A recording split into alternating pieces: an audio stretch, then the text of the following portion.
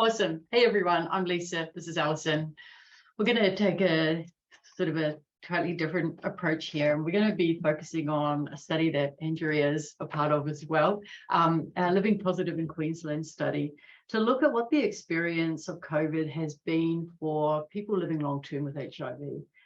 People who are often kind of forgotten in the kind of response to HIV in Australia and internationally, where the focus is on, prevention and, the rollout of things like PrEP, and getting people on medication who are diagnosed. So we're going to look at the experiences of people who have been living with HIV for a long time, and what was the impact of COVID on their experiences of living with HIV and contending with COVID, which we're calling contending with parallel pandemics. Yeah.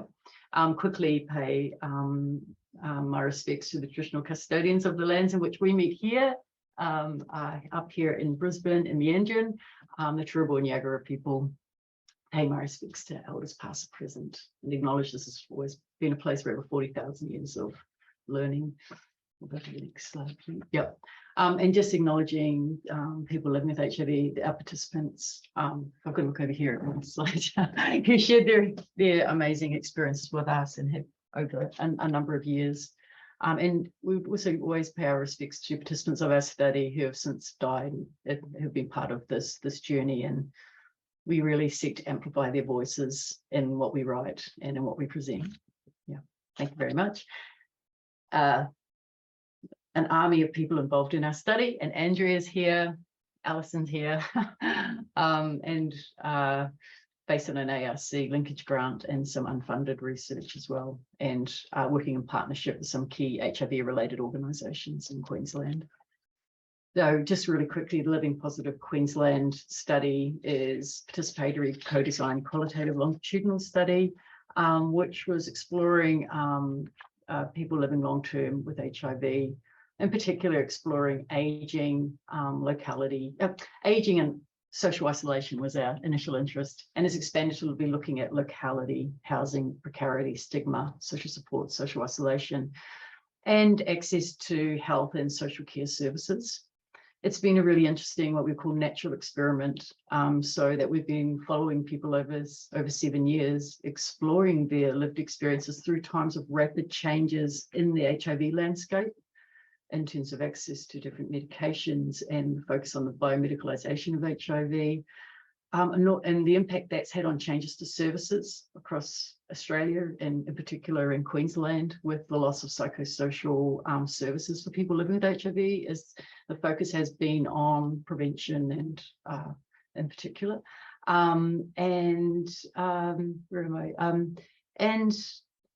Also a natural experiment through COVID and looking at people's experiences then.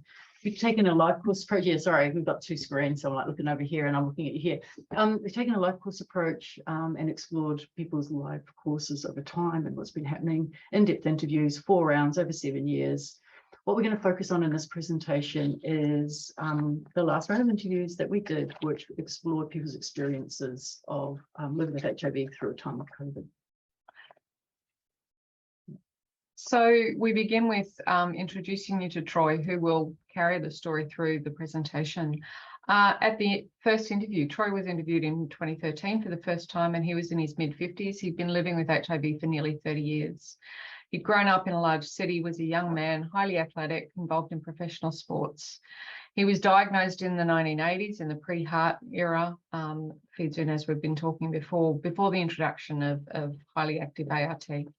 Like many from the era, mobility was a key feature of his life following diagnosis. HIV was considered terminal when he was diagnosed, and like many of his generation and many across LPQ, he quit his job and he travelled. As he said, when I was diagnosed, I was told I'd be dead by the time I was 30. He's been transient across most of his life course, working in manual jobs, moving locations, and taking work wherever he could get it. Ongoing mobility meant he had a very small social network. He'd never been in a long-term relationship, and he frequently described himself as very lonely. At interview 3, he was living in cheap but relatively secure accommodation in a regional city. He had a cat, which led him to take some routes, as he described it. He was managing multiple chronic conditions, working part-time and accessing a welfare payment. Despite his ongoing health problems, he continued to ride his bike and to swim, and he was connected with a very good doctor and a pharmacy. But at interview 4, in the midst of the first COVID wave, Troy described this period as the worst 2 years of my life. So we see a great deal of research, particularly emerging over the last 2 years, and it's been quite a roller coaster in terms of the research that started and is now continuing to come out.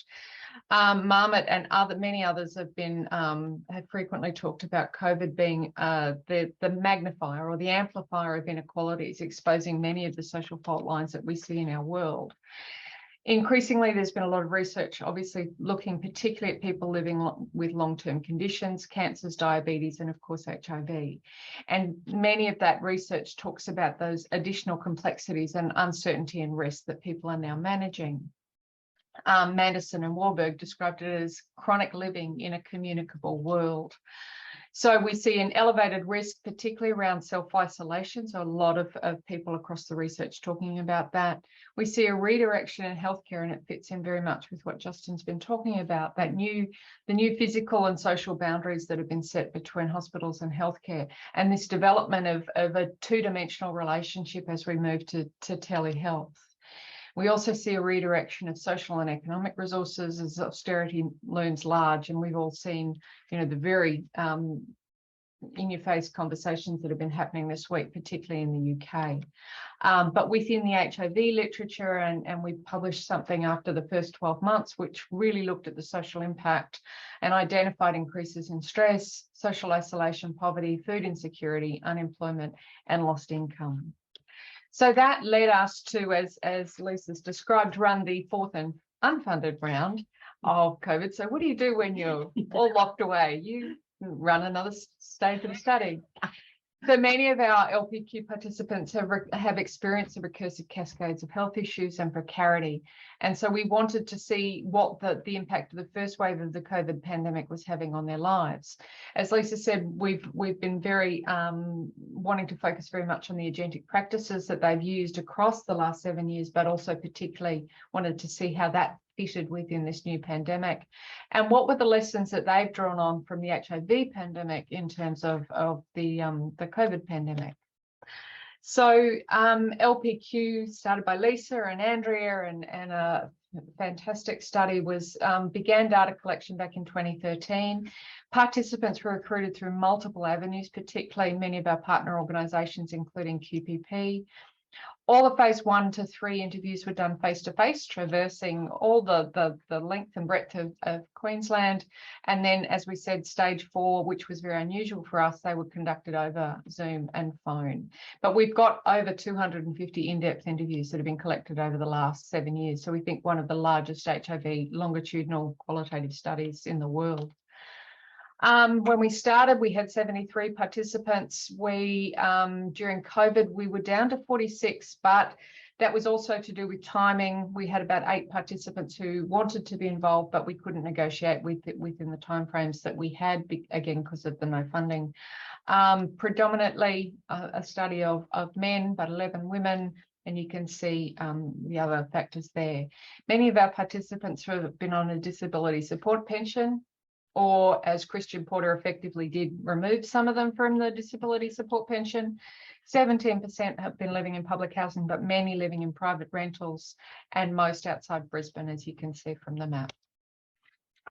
So our participants, although you've articulated nicely their age and we have all that sort of thing about the really diverse and have an intersectionality of identities, and many of them are living great lives and doing well, but what we have seen over time is this complex intersection of very complex comorbidities, mental health, disability, limited resources, and social stigma. And we've talked about this in presentations with you folks and at other times around the recursive cascades of ill health interconnecting with complex social factors. A focus of the study has been on social isolation and loneliness, and we've looked at that as connected to social interpersonal resources, very fragile social networks. and a real reliance on formal support systems, including their health service providers. They become key supports for these people. And of course, we see everyday strengths, but in tension with this ongoing precarity and social suffering. Yeah. Yeah. So as we see, we move back to Troy. He was representative of about 1 in 4 of our participants who live very precarious lives, multiple complex chronic healthcare needs with limited social support. He was largely reliant on formal support systems, as Lisa said. And at the time when the interviews began, he was receiving services from Anglicare Positive Directions, but that was defunded under the Newman government. So again, this social experiment that we've seen. His narrative really epitomised the recursive cascades of poor health interconnecting with precarity and with the social determinants of health. So what did we see when we spoke to our participants over Zoom through COVID? And, you know, a key theme that came out was this kind of continuation of uncertainty and ambivalence, which featured across all the interviews as participants talked about aging, the future of living with HIV, with limited social resources. And we know that uncertainty has been a feature of HIV, you know, knowing what the future holds. And so, yeah, it was around uncertainty around aging, but also around limited access to incomes, housing, and what the future might hold because of that. And our participants articulated this continuing uncertainty and ambivalence around what the future would hold because of COVID, and provided a new era of uncertainty, as Maria and Todd highlight. Keep going to the next because we're going to run out of time. But what came out really strongly was these folks are experts at pandemics. Their expertise, their confidence, their knowledge and their skills are about living with uncertainty and complexity, how to access good information, quality medical information, what sources to go to, how to navigate complex health systems. And they were very, very familiar with the language of epidemics and the language of pandemics, and they could understand, you know, what was going on through the media and through good sources. They were very early adopters of public health measures. So they were masking up, social distancing and isolating before many of us were. And they were doing that for their own health, but also this sort of discourse of for the good of the population as a public health good, as they did when they took their HIV medications as well. They were assessing their own risks to COVID. And at the time when we were talking to participants, there was this real mixed messaging around HIV and COVID, whether you were at more risk of COVID because you had HIV or not. And many of them sort of looked at all the information that they had access to and concluded that their comorbid conditions put them more at risk of COVID than their HIV. So they were really concerned about that. In terms of sort of accessing healthcare systems, they were really confident that and trusted that the healthcare system would respond to their needs. And they had a real trust that there would be this adaptation of healthcare services and that it would work out well. And telehealth was one example of this. And many of our participants really embraced telehealth and loved it. We've got, you know, most of our participants are in regional, rural locations, so it was fantastic. But for our most precarious participants with complex social and health issues, that loss of that face-to-face interaction was really problematic and really, really difficult. We actually didn't do that many interviews via Zoom. Most of our interviews were actually done by telephone because most people didn't have access to the technology, poor technology literacy. They couldn't afford computers or mobile phones, or they didn't trust that the conversations that happened in that space was confidential. And then what was really problematic and concerning to us is that some of our most highly complex needs participants, those that were older, had cognitive decline, complex social and mental health issues, discussed a disconnection from healthcare services and social care services altogether. They hadn't accessed healthcare recently. They weren't on their ART medications. They didn't know when they were meant to get their next checkups, and they weren't linked into care. And this is Arthur, a quote from him. He had gone from a social housing into aged care over the time of COVID. He wasn't sure about his viral load. He hadn't seen his doctor since he moved into the nursing home. He used to have blood tests every 6 months, but he hadn't had one for nearly 2 years. Do you think that's a problem? And this was articulated in a proportion of our most older, highly kind of needy participants around healthcare and social care. Social support, that was, you know, going through online support, as many of us did at the time. But micro interactions are so important for our socially isolated participants, going down to your local bakery, your local shops, chatting to people. And when that didn't happen, when that was interrupted, that was caused a lot of distress to our participants. And what we found was, with how many 48 participants that we interviewed, nearly a quarter of them were really in need of needing to be reconnected into care. They were just completely disconnected from health and social care. Social isolation, we saw different types of social isolation unfolding. Some we're calling it transitory isolation. So people that were moving around, which happened a lot with our participants, or were ill or in unsafe living circumstances of this transitory isolation. But for most of our participants who experienced chronic social isolation, that isolation was magnified. They were really good at living in social isolation, but for some it really magnified it and caused more psychosocial issues. Yeah. So in the case of Troy, as I mentioned before, throughout the interviews, across all 4 interviews, he'd highlighted his social isolation and intense senses of loneliness. But he had navigated ways to engage with this. As Lisa had mentioned, he'd used and just frequently described a lot of micro interactions through work and his day-to-day life. But during the COVID lockdown, it was extremely difficult for him. He lost his job, and it was a job that he loved because he had that opportunity to interact with people, and he'd had that opportunity for those interactions, and that was all lost.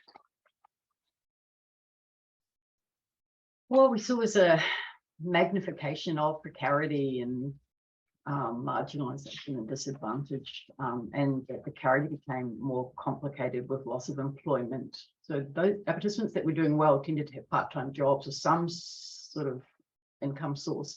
When they lost that, you saw the sort of deepening of recursive cascades of health and social issues, and complexity of working the government systems to access benefits and that sort of thing. And it kind of created another layer of uncertainty for our participants. So again, Troy couldn't find employment after he'd lost his job, and he was living in very unstable housing. So the house he had been living in interview 3, he had lost that accommodation and had become even more transient. He'd endured a violent attack and was now completely isolated and disconnected from services. But one of the things that we were able to do, as Lisa mentioned, we were just able to put the offer to Troy if he wanted us to link him in with one of the local services, and he was very keen and able to take that on board. We always like to see, in terms of agentic practices, which we describe from Ableton in particular, agency expresses habits and actions reshaped in response to changing resources, social contexts, and emerging challenges. And we see our participants developing individualized strategies to adapt to what was happening in terms of their social isolation. And increasing marginalisation, but they're very individualised, playing with their pets and gardening and that sort of thing. And the great support that we have seen in the history of the HIV pandemic in terms of community linking with each other, we didn't see that happening with our participants. Very isolated and individualised practices. So wrapping it all up in our 20 minutes, we see that in this time of COVID, for our people living long-term with HIV, it's isolation, aging, uncertainty, precarity overrides everything, and COVID kind of magnified these issues. Social isolation remains a critical issue for our participants. It's been an ongoing issue. And we see through COVID that many people have experienced social isolation, and it's like, what can we how can we move this forward? What can we learn from this? In terms of the redirection of healthcare, there's some great things happening. Being able to, e-healthcare, the use of pharmacies, to access their medications in better ways, and that sort of thing is fantastic. But for our participants, that 2-dimensional telehealth interaction was really, really problematic for many of our participants. And there's sort of a redirection of that e-healthcare happening in the HIV space. What can we learn from the HIV ultramarathon, we're calling it, as we go on and continue to live with the COVID pandemic? What can we learn from our participants who have lived with HIV, some of them for nearly 40 years? And we're really concerned around the fracturing and dismantling of community networks for our participants. that once served as such a great resource for care. And as we kind of work our way through the pandemic, even as a general population, how can we build those communities of networks and supports that'll be so needed? Which we're kind of struggling and thinking about, and the importance of the investment in economic and social resources. What comes out really strongly for us is how social determinants are a comorbid condition for HIV and COVID-19.